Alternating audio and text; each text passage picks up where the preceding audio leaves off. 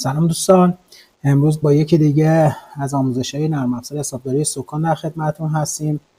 قسمت فاکتور خرید. قسمت خرید و فروش، فاکتور خرید رو انتخاب میکنید.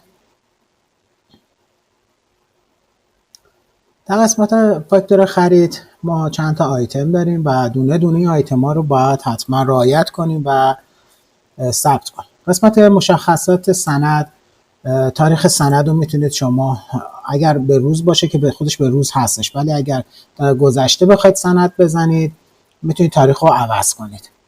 و عرضم به حضورتون که اینجا شماره سند میخوره. ببینید شماره سند از 1 تا شماره 2 در نظر گرفته برای شما.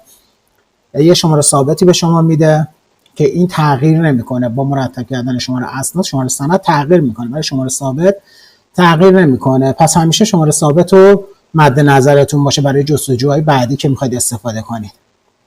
اینجا تاریخ پیگرد داره، میتونید بزنید پیگیری‌هاش انجام، شرح پیگرد و زمانی که اگر نیاز داشته باشید در رابطه با فاکتور خرید میتونید اینجا قرار بدید. اینجا شماره فاکتورتون رو میزنید. تاریخ فاکتور این تاریخ سنده، موقعی که سند رو دارید میزنید. این تاریخ فاکتور تاریخ خود فاکتور هستش که شما خریداری کردید. اینم میتونید تغییرش بدید به هر گذشته یا حال. عرضم به حضورتون که میام قسمت بعدی، حساب فروشنده. حساب فروشنده اینجا شما یه اسپیس که بزنید، مثلا اینجا حالا شرکت کالا اومده ولی اگه ما بخوایم به یک شرکت دیگر اضافه کنیم ببینید اشخاص تجاری اینجا برای ما فعاله. از همینجا من داخل فاکتور افزودن رو میزنم. اینجا برای من باز میشه تو دست مشتری، حالا حقیقی است یا حقوقی، مشخصاتش رو وارد میکنیم. مثلا میزنیم شرکت پاک یا هر اسمی که هست. بعد این قرمز ها هم مشخصات بابت کار مالیاتیتون که هستش، اونایی که سامان معدیان دارن حتما باید پر کنن که تو سامان معدیان بیادش. حالا تلفن، همراه شماره، نه همه رو میتونید بزنید. اینجا هم که اون قسمت قبل توضیح دادم جدول تخفیفایی که به شخص میدید، از 1 ریال میتونید بدید تا هر عددی که هست. اینجا هم درصدی میتونید تخفیفش بدید. بعد تایید رو میزنیم، این ثبت میشه. شرکت پاک تو سیستم الان میاد. ببینید الان شرکت پاک اومد. حالا اگر این شرکت قبلا باش کار کرده باشید، حساب کتاب داشته باشید، میتونید اینجا رویت حسابش رو بزنید. پرینت حساباشو براتون هر کاری که کرده باشید حساباشو براتون میاره. یا نه اصلا میخواید یه تغییری توی اسمش بدید یا شما اطلاعاتش، اینجا اطلاعات دفتر از همینجا میزنید. از همینجا نام شخص رو میتونید تغییر بدید. هر شماره‌ای که بخواید، هر کاری که بخواید میتونید از همینجا تغییر بدید. من اینجا حالا اگر خب قسطی، رویت قسط یا رویت حساب مرتبط باشه، دفاتر یا چیزای دیگه هم باشه، از همینجا شما میتونید پیگیر بشید و ببینید اطلاعاتش. خب من اینجا شرکت پاک. حالا من اگه بخوام عوارض مالی در ارزش افزوده اعمال کنم، ببینید تو قسمت سایر اشخاص افزودن رو میزنم، میام حقوقی رو انتخاب میکنم، دولتی میزنم، چی اداره میزنم مالیات بر ارزش افزوده و عوارض. دیگه اینا با هم چون ادغام شدن تو یه حساب میبرید دیگه، مالیات رو جدا نمی کنید، عوارض هم جدا نمی کنید.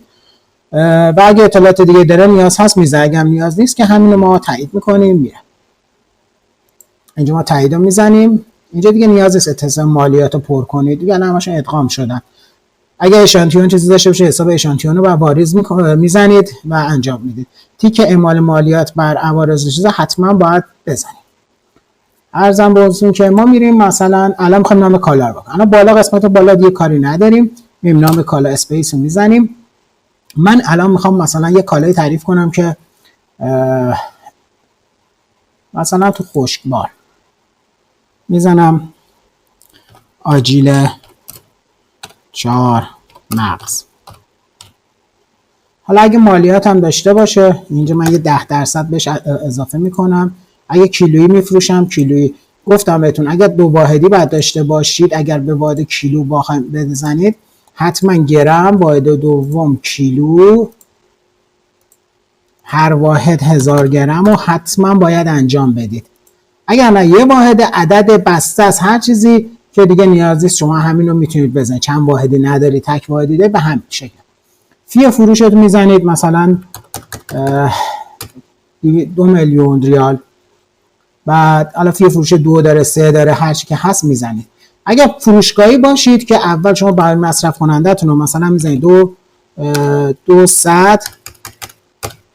اینجا وقتی اگه فروشگاهی باشید اینجا 2 بزنید، موقعی که دارید تو فاکتور تخفیفات میزنید فروشتون رو انجام میدید، این 2 تومنه میفته. اونو نشون میده که خط خورده، که تخفیف خورده. اینجا شما بهش تخفیف دادید، چرا 2 تومن، یعنی 100,000 تومان بهش تخفیف دادید. و این تیکه کالای رستوران فروشگاهی هم حتما من دوستانی که تو فروشگاهی هستن حتما باید اینو انجام بدن. بعد اینجا بارکد اصلی، هر بارکدی که میتونید برید با دستگاه بارکد میخونه. اینجا بارکد ملی، اینجا شناسه مالیاتی میتونید بزنید برای اتصال به سامانه که ارسال کنید به سامانه مؤدیان. حداقل موجود تو انبارتون، حداکثر موجود تو انبارتون رو میتونید تعیین کنید. نقطه سفارشتون رو میتونید تعیین کنید. حالا روز تصویر هدیه، درصد هدیه، ریال به تخفیف، هر چیزی که هست میتونید شما از اینجا. بارگذاری عکس، میتونید بارگذاری عکس داشته باشید، هر چیزی که دارید میتونید اینا انجام بدید. یا اگه ساخت چند بارکدی داشته باشید از همینجا میتونید دوباره چندین بارکد برای یک کالا بسازید. اینو قبلا هم توضیح داده بودم. بعد پیشبند، پسبند، نام لاتین، شماره فنی، درصد بازاریاب اگر داشته باشید برای کسایی که پخش مویرگی هستن، درصد تخفیف، درصد مرجوعی، اینا برای کارهای فروشگاهی هستش که میتونید انجام بدید. و اینجا ما تایید رو میزنیم. حالا ما میایم یه سند میزنیم آجیل 4 مغز، انبارمون رو انتخاب کنیم. اگر یه دونه انباره که انبار، اگر نه یه اسپیس که بزنید تعداد انبارتون رو میتونید ببینید و انبار مورد نظر رو انتخاب کنید. البته تو قسمت تنظیمات هم میتونید انبار خریدتون رو مشخص کنید که دیگه اتومات فقط میره تو انبار، یه دونه انباری که مشخص کردید. خب اینجا ما میزنیم مثلا الان اینجا ببینید واحد رو زده گرم. خب من الان کیلویی خریدم، میخوام خود سیستم تبدیل کنه دیگه، نمیخوام گرم تبدیل کنم. یه اسپیس میزنم میشه کیلو. من 10 کیلو خریدم. بهای خریدم چقدر بوده؟ مثلا کیلویی 600,000 تومان یا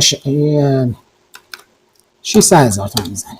حالا من اینجا اسپیس میزنم تخفیفات. اگر من از توی 10 کیلو مثلا شاید 2 کیلو به من تخفیف داده، مثلا اشانتیون داده باشه، من اینجا میزنم 2 کیلو. از اون 10 کیلو میبره تو انبار، 2 کیلو برای من اشانتیون میزنه، جزء تخفیفامه، تو ریالیش حساب نمیشه. این از این. اگر درصدی تخفیف گرفتید درصدش رو میزنید، اگر ریالی هم تخفیف گرفتید ریالش رو میزنید و اشانتیون هم باشه تو همین داستان میتونید شما پیاده کنید. اینو که بزنید بعد همین اینتر که میزنید میره خط بعدی و کالای بعدی رو میتونید بهش معرفی کنید. حالا ما کالای بعدی معرفی نمی‌کنیم دیگه، میایم اینجا تو قسمت‌های بعدی. عرضم به حضورتون که اینجا که الان میبینید جمع کالا رو زای 6 میلیون ریال و در صورتی که 10% هم ارزش افزوده داره. درسته؟ بعدیه که بزنید اینجا میبینید عوارض 600,000 همون مالیات عوارضه با هم جمع کل فاکتور شده 6 میلیون 600,000 ریال. اگر بخوای رو فاکتورتون هم کلی تخفیف مثلا خورده داره، مثلا 32,000 تا اینا رو میخوای تخفیف بدی، از همینجا هم کلی میتونید رو فاکتور تخفیف بدید.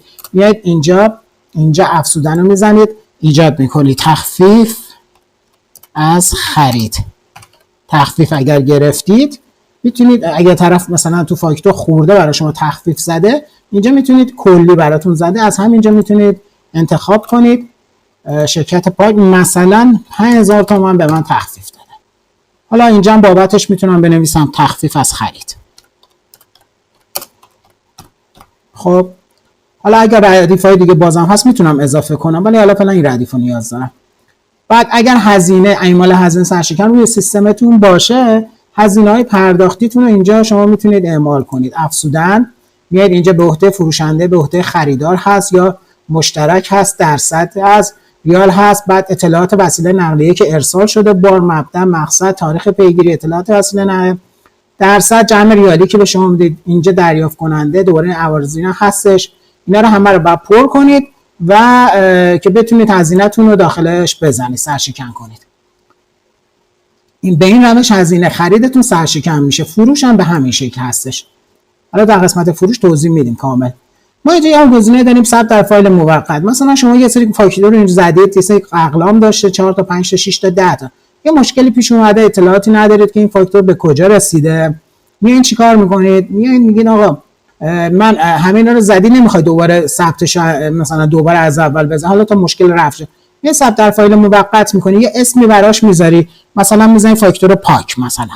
خب اینو من ببینید الان رفتش توی قسمت فایل موقت، من اصلا تاییدش نمیکنم، انصرافو میزنم.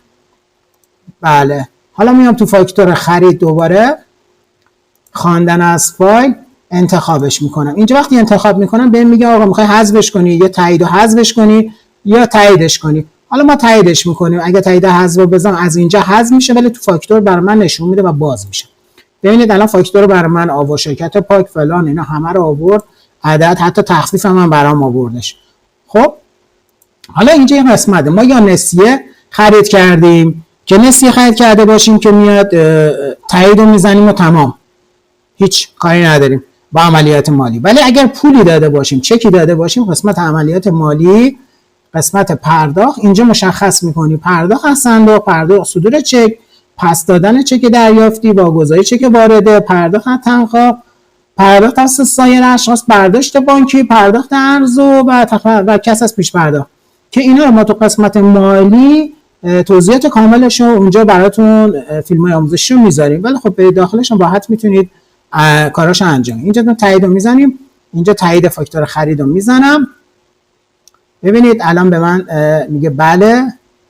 ببین اینجا به من یه شماره ده، شماره سند 2 و شماره ثابت 2. خب حالا اینجا رو نگاه نکنید که الان 2 داده، بعضی موقع چون تو تاریخ سند میزنید ممیز میخوره، بعد که قسمت کنترل اسناد مرتب کردن که میرید میزنید این تغییر میکنه.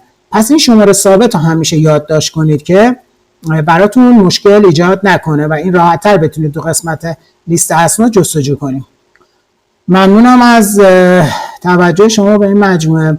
برای مشاوره خرید نرم افزار و درخواست دمو حتما به سایت سکانسافت.ai مراجعه کنید. دوستان در خدمتتون هستم و توضیحات بیشتر. ممنون، خداحافظ.